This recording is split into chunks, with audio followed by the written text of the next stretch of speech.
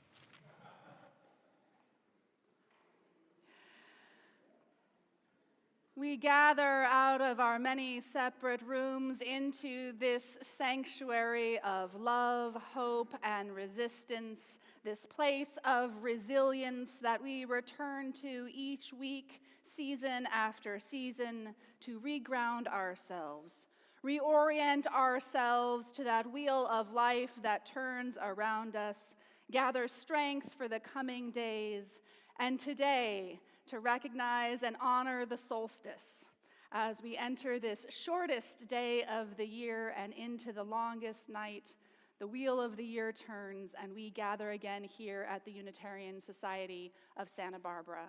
Welcome to you all. I'm the Reverend Julia Hamilton. My pronouns are she, her, and I am delighted to have you with us this morning, whether this is your 400th Sunday or your 4th Sunday or your first Sunday. It is good to be together here.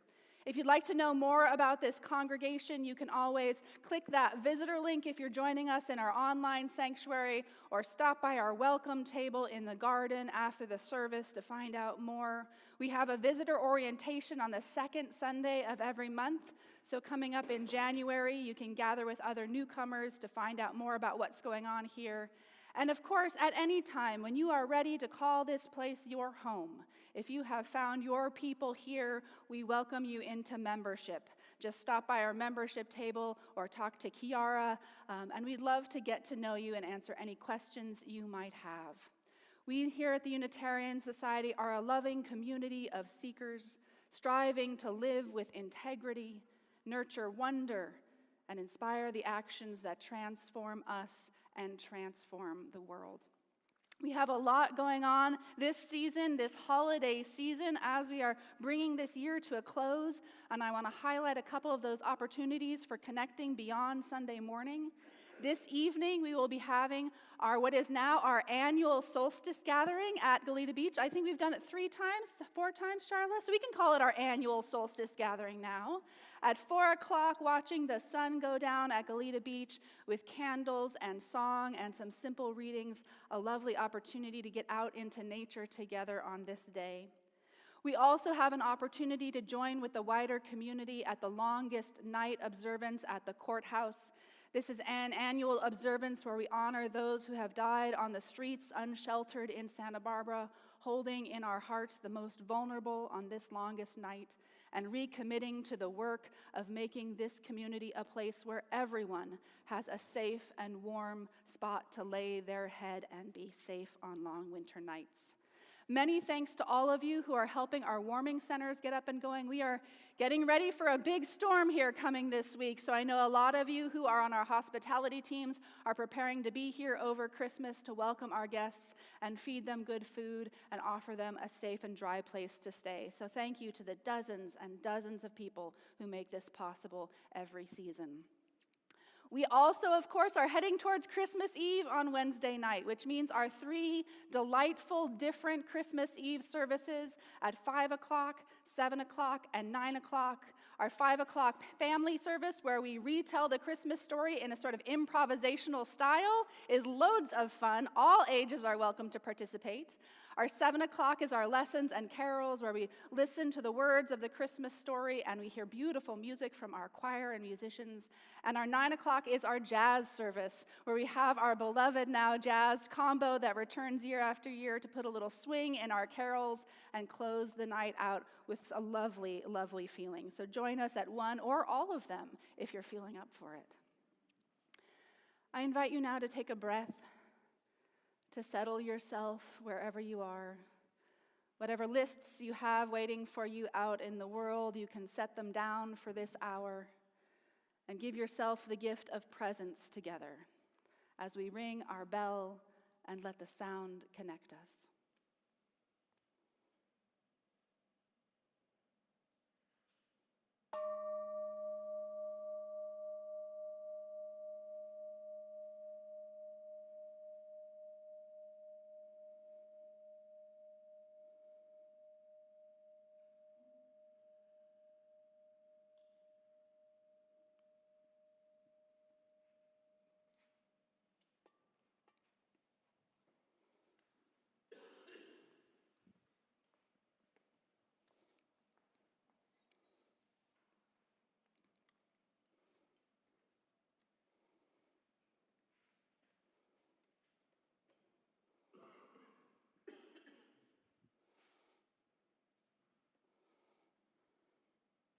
Good morning.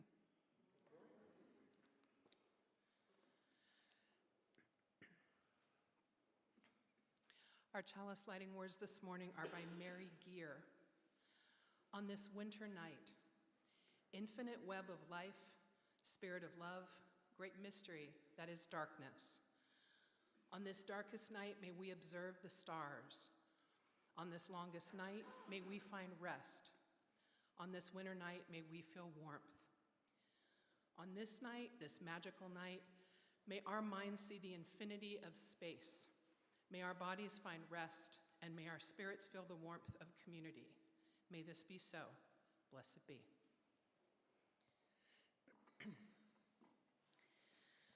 Now, every week, as you may know, we find a good thing going on in the world and share it. Today's good thing that I have found is that in different parts of the world, abandoned oil refineries are becoming unlikely havens for wildlife, including thousands of insects, birds, plants, and other species. One place this is happening is Canvey Wick on the Thames estuary in Essex, UK. In this place, nightingale numbers are on the rise, as well as insects, including rare and threatened species such as the shrill carder bee. I'd like to learn more about the shrill carder bee. Another place this is happening is West Coyote Hills near Fullerton, California, down in the south.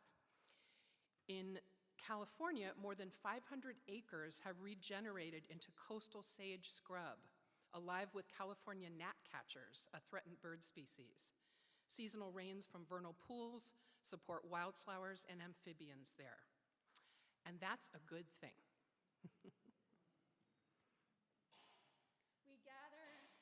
We gather here to nurture our spirits and connect with one another. So I'm going to invite you now into just a brief moment of connection, to turn to the person next to you and say hello, to welcome them, introduce yourself, and then we will return to sing together. It makes sense for me to just stay.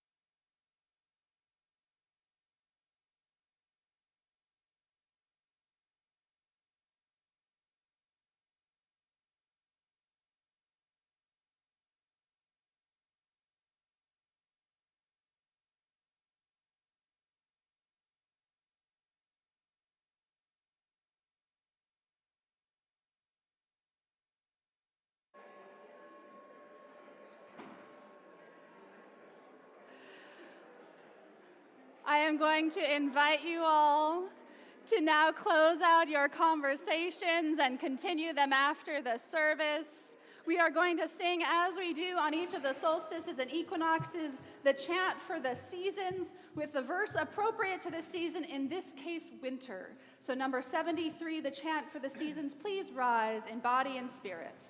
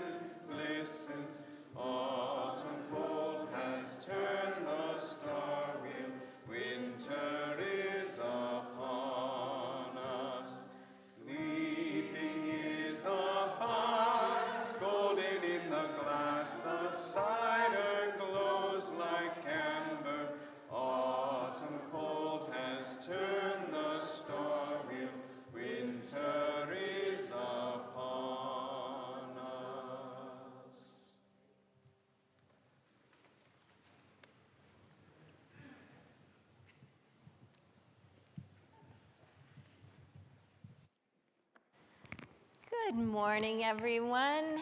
I am Charla Brigante, your Director of Lifespan Religious Exploration, and it is time for a story for all ages. And I'd like to invite, thank you, Aldo's got this down. I'd like to invite any kids of all sizes and ages to come forward. Today, you might want to sit just on that front pew. I'm thinking might be good. Here we go. We've got our RE teachers coming up. So great. Welcome, everyone. While you're coming up, I hope some of you will be joining me. Whoa! Hi, Jasper. I hope some of you will be joining me tonight at Goleta Beach for the solstice ceremony that we do. In addition to the candles and the reading and the song, there are cookies and cider and a little activity for kids too. So it really is an event for all ages. Welcome, everyone. So So the last couple of weeks, we have had so much fun celebrating the holidays here. Haven't we? Don't you guys think we have? Yes, I loved seeing all the terrific crafts you all made at the craft party. Who made one of those snow people? Yes, a few of you. Who made and ate a ice cream cone Christmas tree? I couldn't think of what it was. Oh, somebody back there did. Yes, I see some people back there who did. Who made a wreath? Anybody here make a wreath? Yeah. All right, you grown-ups need to craft a little more next year. I'm not seeing your hands up. And then there was the play last Sunday, the Grinch, the Grandpa, and the Greens, and the surprise order of service. That was so fun. I didn't know we had so many talented actors here at USSB. Some of you were bees, forest animals, and UUs from UUville. So you played multiple parts, and I think you did a great job sharing stories from some of the winter holidays with our congregation. Don't you all agree? Yeah. So now, kids, I need you to think back a few weeks before all the holidays. And who remembers what we were exploring in our RE classes back then? Do we have our slide up there? Does anyone remember what we've been exploring all fall? I know, it's been distracting with all these holidays. That might give you a hint. Aldo? Transformation was one of the things we were exploring, and transformation means changing by learning and growing. Anyone else know what else we were exploring? Justice, yes, justice, which means a fair and balanced world for everyone. That's the one we haven't done yet. Let's come back to that one. Equity we did, which means everyone gets what they need and everyone has different needs. Pluralism, which means welcoming all kinds of people, ideas, and beliefs. And interdependence, which means everyone and everything is connected.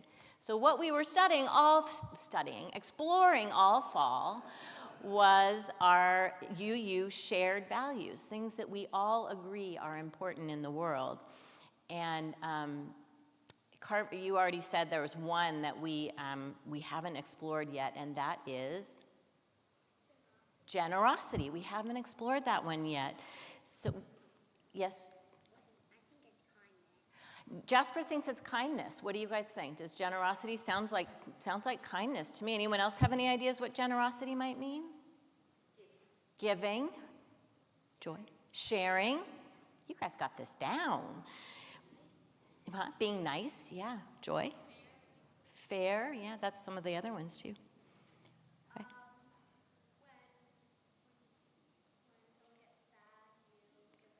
Giving someone a hug when they're sad, exactly. So you guys have this down. You could lead this.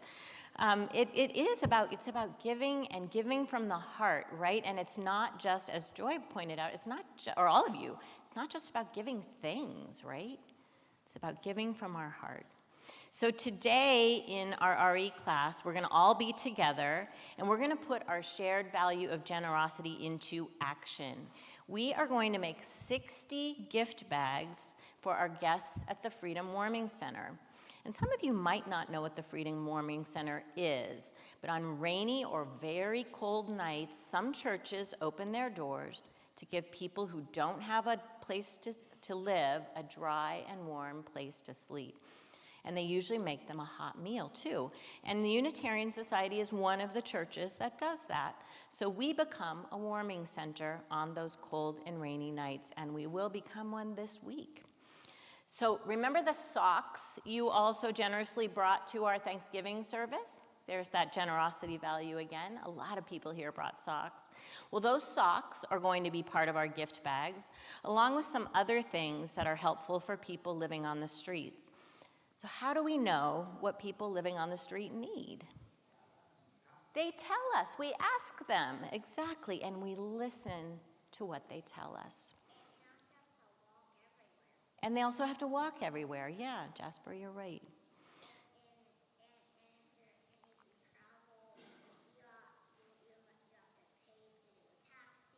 Yeah, if you travel, you have to pay to do a taxi. There's a lot that you need money and help with, right? So listening is so important, isn't it? Joy? Why don't we put money in the bags? Because when your house burns down, so does your money and all of the stuff that you actually kind of need. You're right. So why don't we give them money? That's something we can talk about. Let's talk about that later. Why don't we give them money? So listening, you guys are good listeners. Listening is so important, isn't it? Listening to friends and family, listening to our hearts, and even listening to nature and the earth. Does anyone know what today is? Joy? It is Sunday.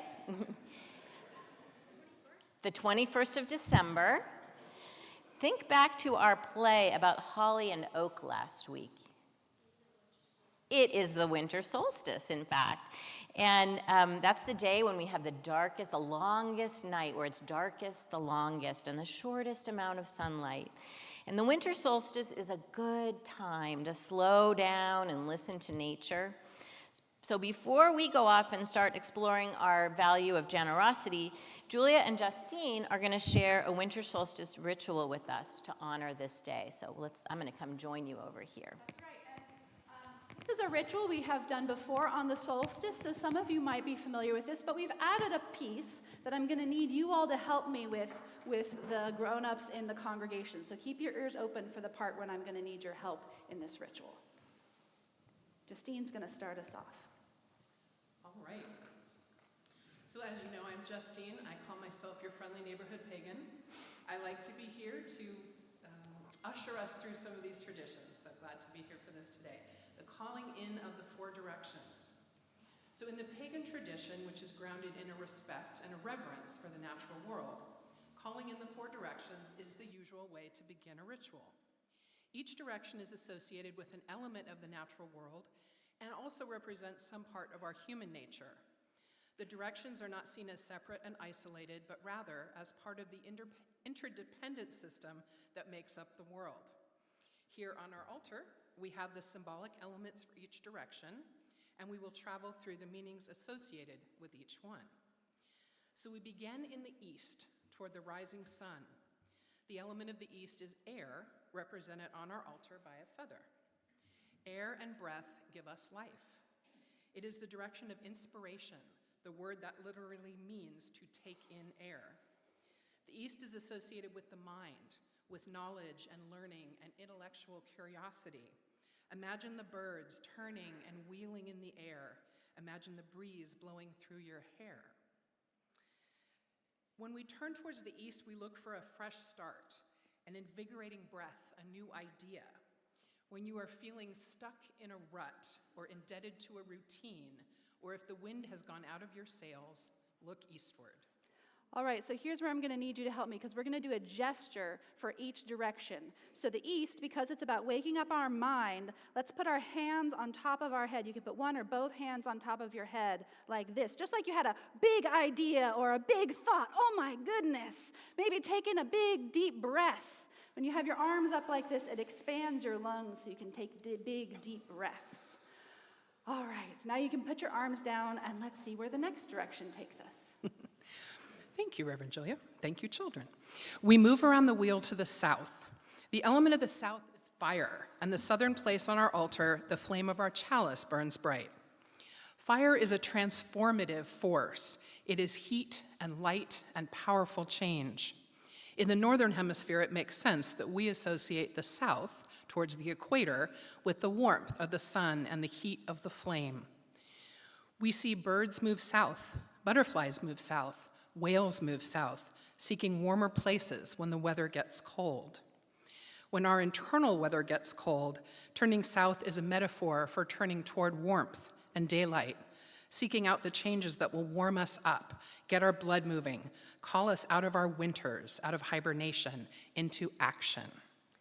So the south is where fire lives on our altar. So we're going to make fire fingers. You can do this with one or both hands, right? Get that blood flowing into your fingertips, wake you up. See how fast you can, oh my gosh, it's like little flicker. If you want to stand up here, you can look out. It's like little flickering flames all over the congregation.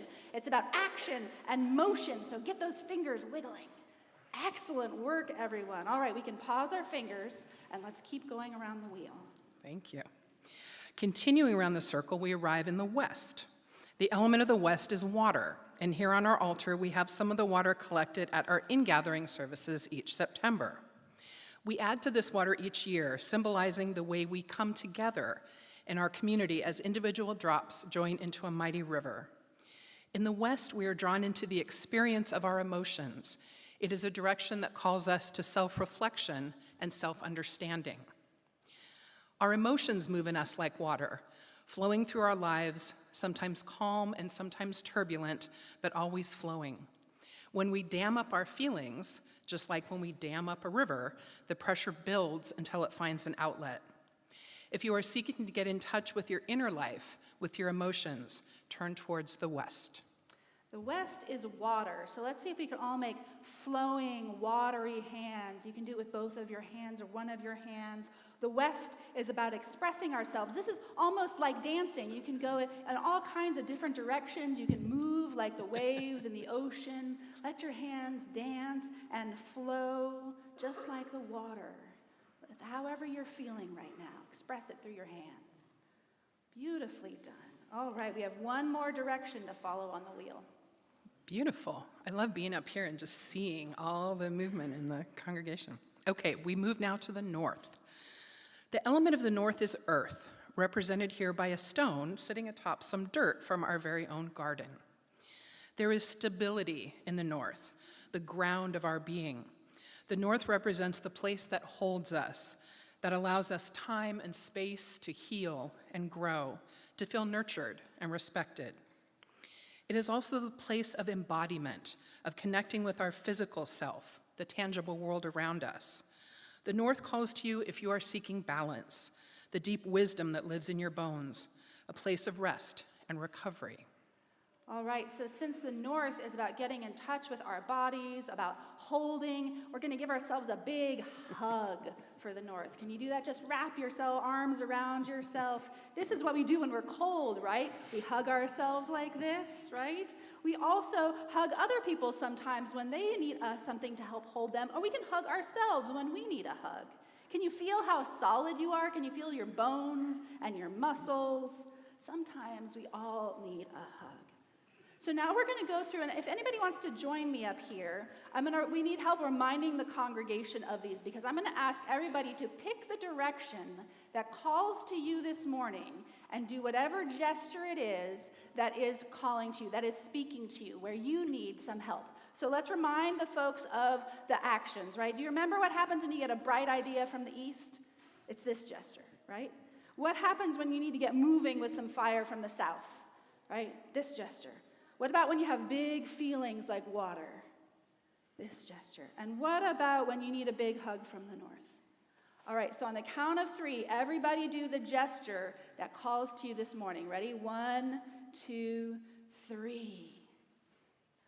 Look at all these different experiences. Oh, wow. Everybody is moving in some way. Wonderful. Thank you so much for going through the wheel of the solstice with us, and happy solstice, everyone. We will now sing our kids out to their work with generosity this morning.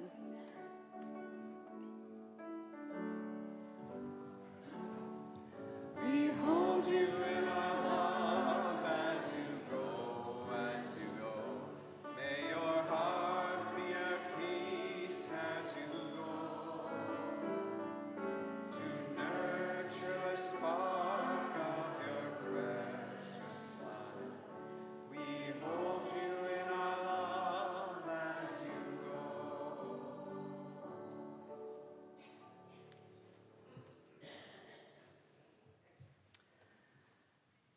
Every Sunday, we take a moment with our monarch branch.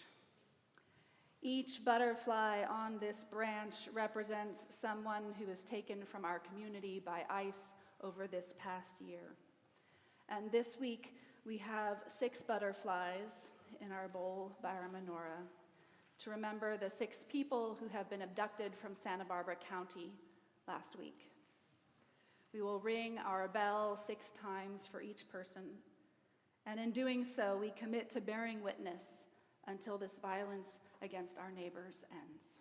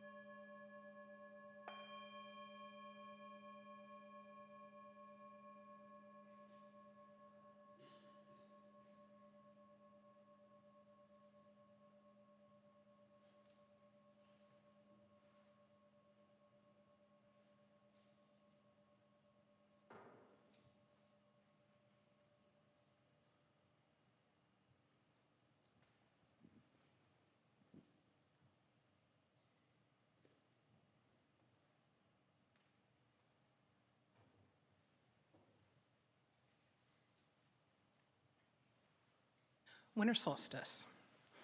It's also referred to as Yule.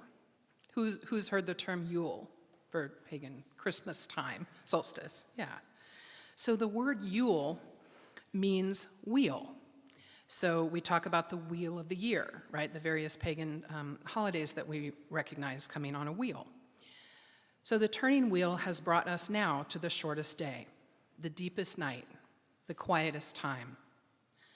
Let's all take a breath together. Here we go. Breathe in and out. So solstice is a time that's connected with the earth, right? It's dark, it's deep, it's fertile. And we're going and talking about how embodying the time, feeling it in our bodies.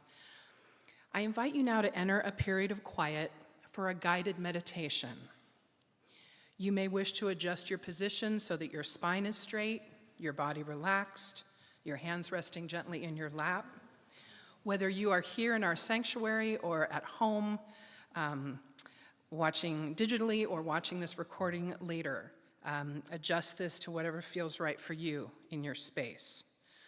You will probably want to close your eyes and shut out all the distractions of the light. This is up to you. You might want to just soften your gaze. So let's again just take a few deep, slow breaths. Here we go. Feel your breath come into your lungs and then release. And again, in and release. One more together, in and out.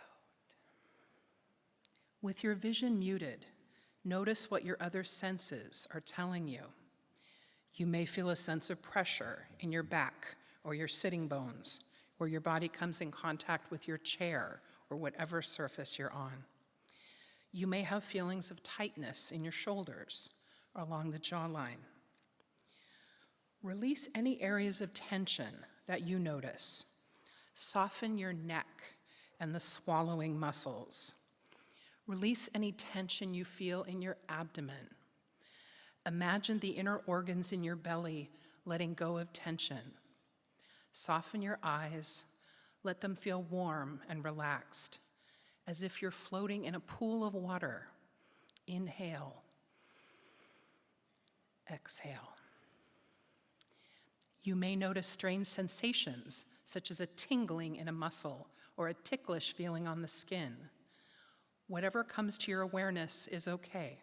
Just acknowledge it in the silence. Let us turn our attention to the sounds around us. What do you notice in the sanctuary? You may hear your own breathing or a growling stomach. You may hear a neighbor shifting position, perhaps cars passing on the street, and wind blowing by the outer walls of the building. Having acknowledged these outward sounds, let us turn our focus inward now. Thoughts may float through your consciousness. You can just let them float on by. Feelings may bubble up from some deeper place within you. You don't have to name the feeling or put any words to it. Just notice if there is anything there for you with gentle acceptance. Now imagine your body and mind are filled with darkness and silence, like the deep, dark night in a wilderness. Take comfort in the stillness, the restfulness of this space within you. Don't try to make anything happen. Just rest in this inner darkness, knowing that you are safe in this moment. You can simply be. Breathe in and out. In the quiet corners within, let us sense the healing powers of the body, the amazing ability of our soft animal body to restore damaged cells, to create new healthy cells, to bring balance to systems that have gotten out of whack. Let us acknowledge, too, the creative powers of our minds and hearts. From the mysterious inner regions comes all poetry, all music. From the inner dark emerges all sculpture and dance, all the art and cultures that are the heritages of humanity. Even consciousness itself, the great unsolved mystery of science, resides in the deep unknown of ourselves. Continue to be with your breath and a still, quiet mood as you rest a while longer in the darkness, with humility and awe and gratitude for all the powers of the darkness within yourself. We'll now take a few more moments in silence.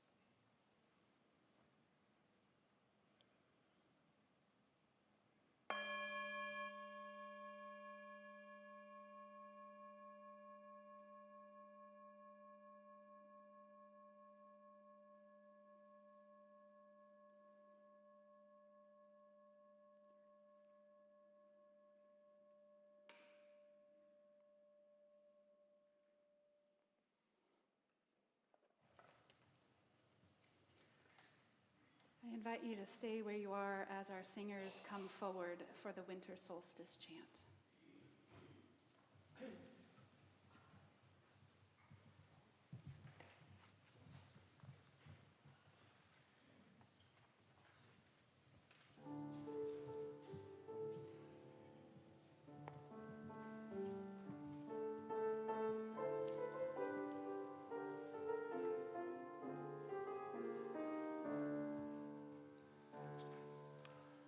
Children of the earth, we have come to sing to each other, sister to brother, songs of our mother earth.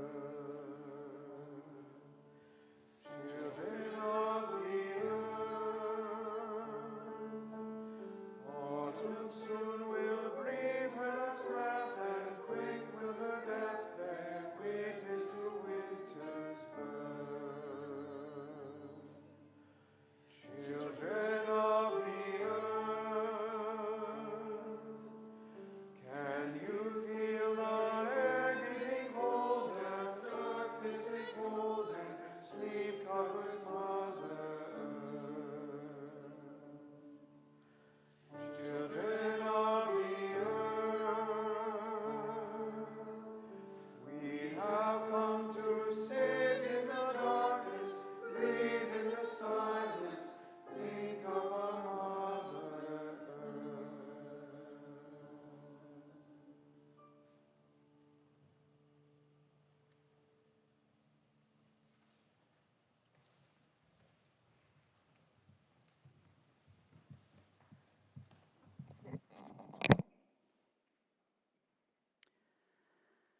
Our reading this morning is a poem by David White called The Winter of Listening. No one but me by the fire, my hands burning red in the palms, while the night wind carries everything away outside. All this petty worry, while the great cloak of the sky grows dark and intense round every living thing. What is precious inside us does not care to be known by the mind in ways that diminish its presence. What we strive for in perfection is not what turns us into the lit angel we desire. What disturbs and then nourishes has everything we need. What we hate in ourselves is what we cannot know in ourselves, but what is true to the pattern does not need to be explained. Inside everyone is a great shout of joy waiting to be born. Even with the summer so far off, I feel it grown in me now and ready to arrive in the world. All those years, listening to those who had nothing to say. All those years, forgetting how everything has its own voice to make itself heard. All those years, forgetting how easily you can belong to everything simply by listening. And the slow difficulty of remembering how everything is born from an opposite and miraculous otherness. Silence and winter has led me to that otherness. So let this winter of listening be enough for the new life I must call my own. Here ends our reading.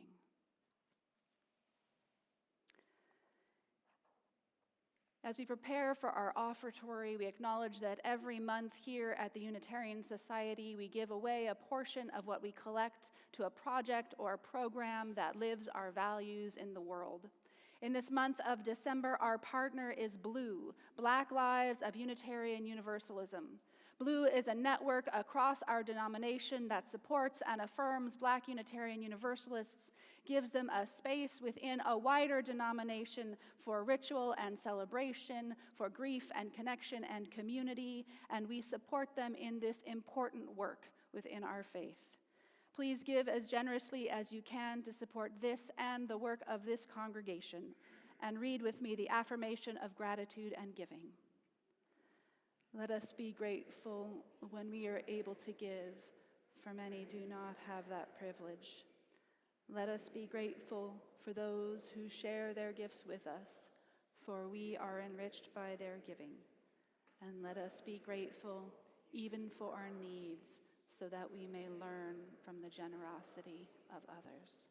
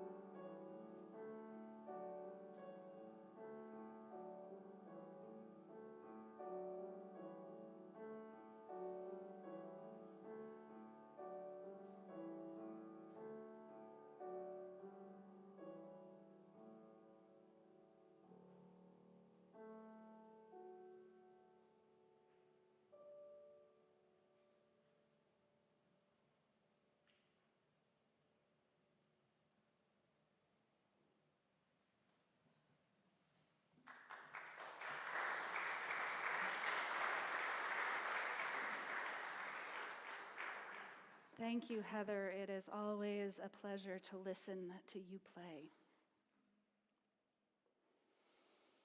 Good morning, everyone. We are in the thick of the holiday season, aren't we? You can feel it in this now that we have the greens in the space. Thank you to the Flower Committee and all those who came yesterday to add the greenery to this sanctuary. It is so beautiful in here this time of year. And we have plenty of extra greens if you want to take some home. If you're inspired by the solstice to put some greens up in your place of living, please take some greens with you home today to decorate. Being part of a Unitarian Universalist congregation in December is a whirlwind of holiday activity. As Charla shared this morning, we honor the many traditions celebrated among us, that pluralism that enriches our shared life. We talked about Advent on the first Sunday of the month. Last Sunday, as part of our holiday play, we celebrated solstice and Hanukkah and Christmas all in one beautiful package. We have 8 candles on our menorah today because today is the 8th and last night of Hanukkah. And on Wednesday night here in the sanctuary, we will be gathering for Christmas Eve. And then coming up, we have the New Year with our Burning Bowl service coming up on the second Sunday in January. One holiday just rolling right into the other.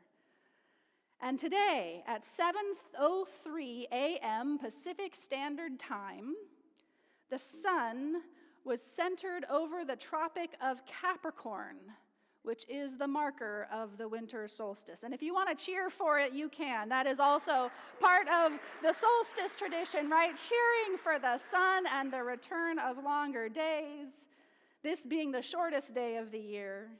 And this evening, we will watch the sun set on the shortest day over the Pacific Ocean and welcome the longest night. Every holiday we celebrate has this deep and rich tradition out of which it arises among us. So when December rolls around, one of my tasks in preparation is to ask, what gifts does each holiday have to offer us in this moment? What themes arise to speak to us now? What wisdom and strength can we find that will carry us into the new year and sustain us through whatever may come in 2026. It's not every year that winter solstice falls right on a Sunday morning, so I feel like this is an especially auspicious time to recognize that turning. What is the gift that solstice offers us this year? And coming across David Whyte's poem helped point the way for me. How easily you can belong to everything simply by listening. How easily you can belong to everything simply by listening. How often we forget that. Perhaps in this busy time of year, in this overwhelmingly noisy world, how many of you have felt overwhelmed this year by the noise of the world? Few hands there. We spend so much time with that noise that solstice arrives with this instruction: settle down, and listen. We spend so much time with those loud voices that say nothing, as David Whyte said, or at least nothing of depth or meaning or kindness or care, a tale full of sound and fury signifying nothing, as Macbeth observed in this cautionary tale Shakespeare told about a life filled with meaningless action. As Whyte says in his poem, all this petty worry, while the great cloak of the sky grows dark and intense round every living thing. All that time spent forgetting that there is something else underneath all that noise, an interdependence at its foundation, a sense of meaningful connection between us all and between all that is, a feeling of being part of that wheel, that something larger, that feeling that flourishes when we slow down and take the time to notice. We become estranged from that feeling of connection and even from ourselves when we spend too long in the bright rush of day. We need that balancing time. So let us settle down and listen. On one of our trips to the Hopi Reservation, these trips to our friends on Hopi that we've been taking for many, many years now, when we go out there, we camp on the property of our friend Dee Satella. Dee, who practices traditional Hopi pottery and lives as close to the earth as just about anyone I know. He literally spends his days with his hands in the clay that he digs himself from where he lives, his house off the grid. I remember him telling me about wintertime on Hopi. We usually go out there in the spring, but each season has its own rhythm. And wintertime, he said, is when stories are told, when people gather in homes and speak in soft voices. It's a time, he said, when you are asked to walk gently on the earth, even noticing the sound of your footfalls and becoming gentler so as not to disturb her while she sleeps and regenerates. There are no drums in the songs during this time, only voices. And there are certain stories that are only told during winter, stories you can only hear if you lean in close to the low voice of an elder speaking from their favorite chair in a warm living room, wood stove in the corner, a thin blanket of snow wrapping the desert in the moisture that will bring life to the plants in just a few months' time. Seasons matter.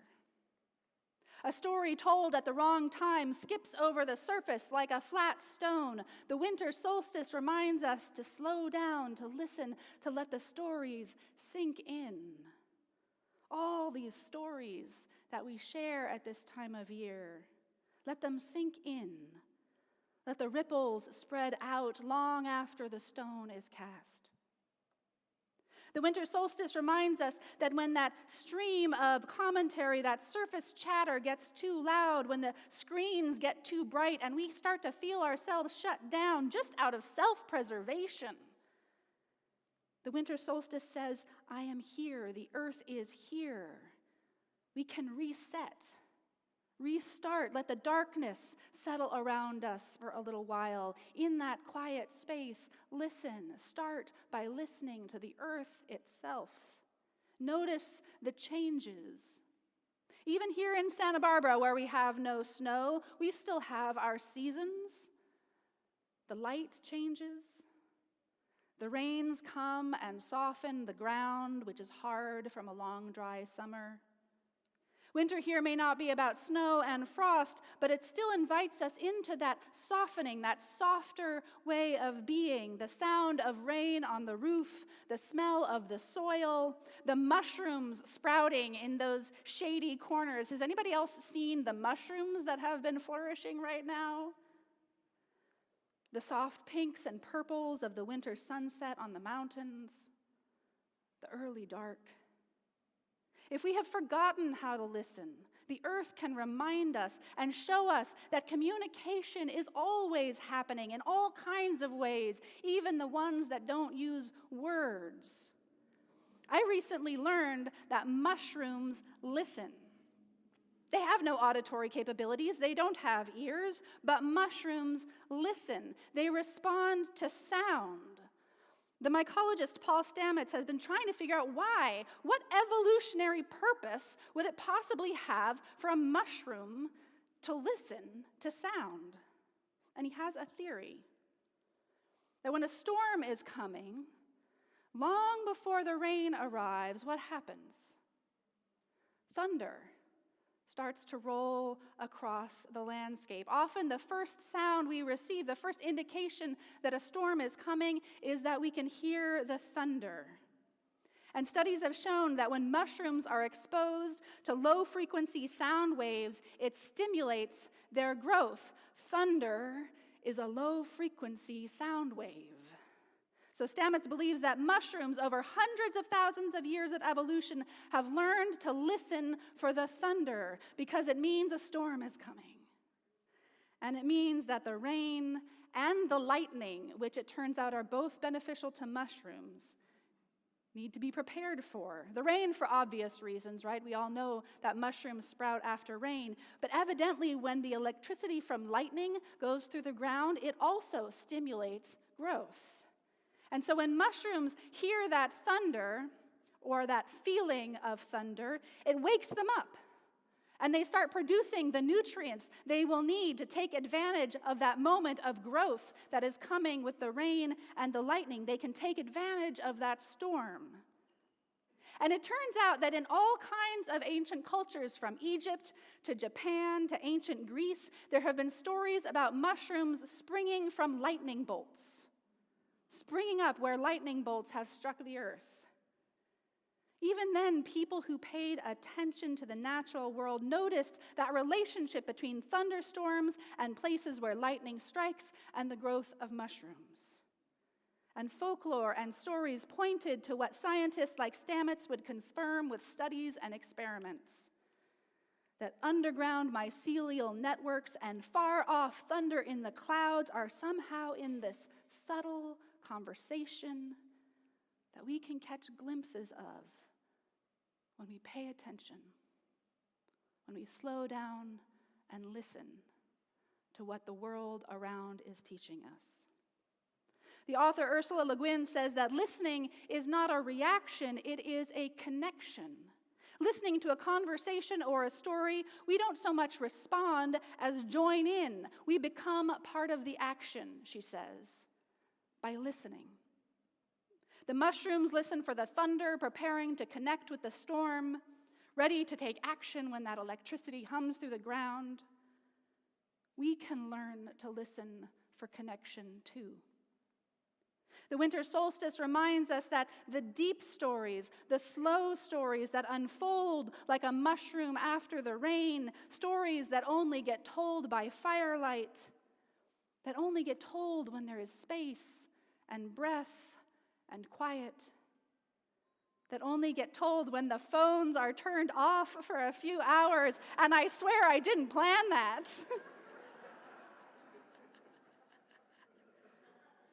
When we begin to wake up, to listen to that low frequency of an elder's voice, to listen for the rumble that communicates something important is coming. These stories are not just about passing time until the sun returns. Listening in this way is this creative collaboration between ourselves and the world. It builds these networks of connection that support us and nourish us and keep us alive and thriving. These networks of connection that keep us alive. It prepares us for storms. It stimulates growth even when that growth is mostly underground and unseen. So much of the way we listen in our everyday living is not about slow connection, is it? It's about the quick response. It's about you talk, I talk, then you talk again. We get impatient with the person who overshares with the clerk at the checkout line of the store. We tune out of the meeting until it's our turn on the agenda. We watch that how-to video on double speed so we can get right to the answer. Has any of you ever done that? I will confess, I have done that. Learning how to fix my sink without having to listen to the plumber drone on and on about the difference between a monkey wrench and a pipe wrench, right? Speed it up, get to the point. Or maybe what we listen for is not just about information, but about reaction. There's a whole genre of videos out there which are just watching other people react to other people. Taking ourselves out of the question altogether, being neither listener nor speaker, just observer.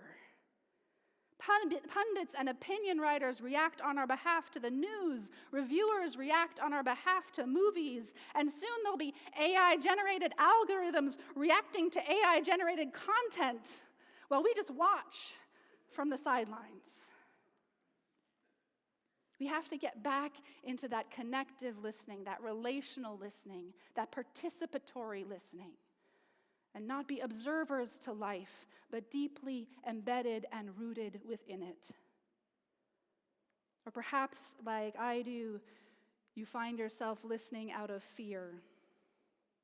fear for what is about to drop, fear for the next terrible thing headed your way, the next catastrophe to be unleashed, listening so that you're not taken by surprise, so that you can protect yourself.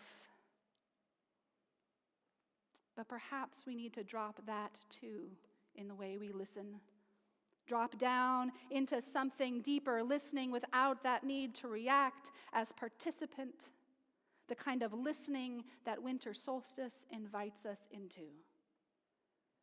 Pressing our ear to the ground, listening for the subtle changes, the quiet growth in the soft earth, without the illusion that there is anything separating us, knowing that we are interdependent with the larger whole. This is the listening that nourishes us until the sun returns, that coils our energy until the spring arrives, right? That word spring, that release of energy that right now we are gathering among us, renewing, reconnecting, settling down. As the poet said, how easily you can belong to everything simply by listening. May it be so. Blessed be, and amen. Let us sing together one more time, number 55, Dark of Winter. Please rise in body and spirit.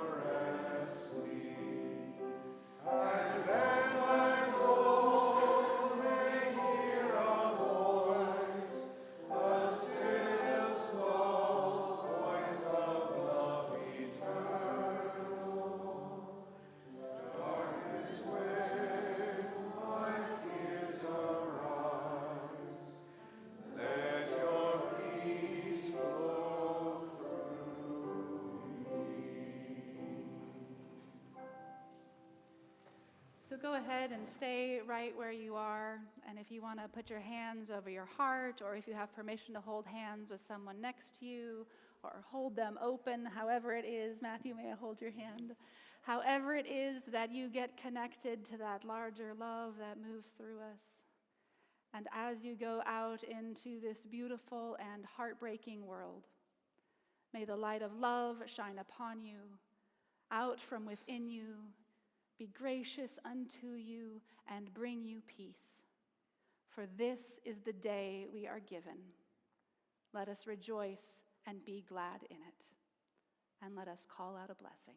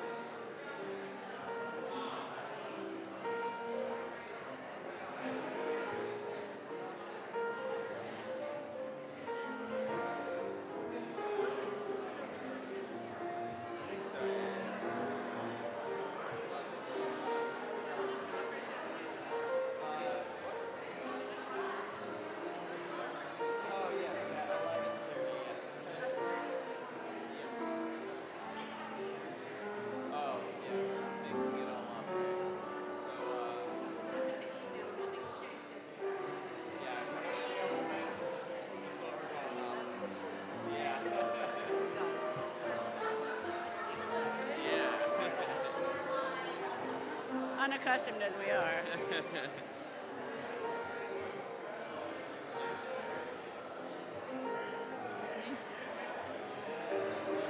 You too, man.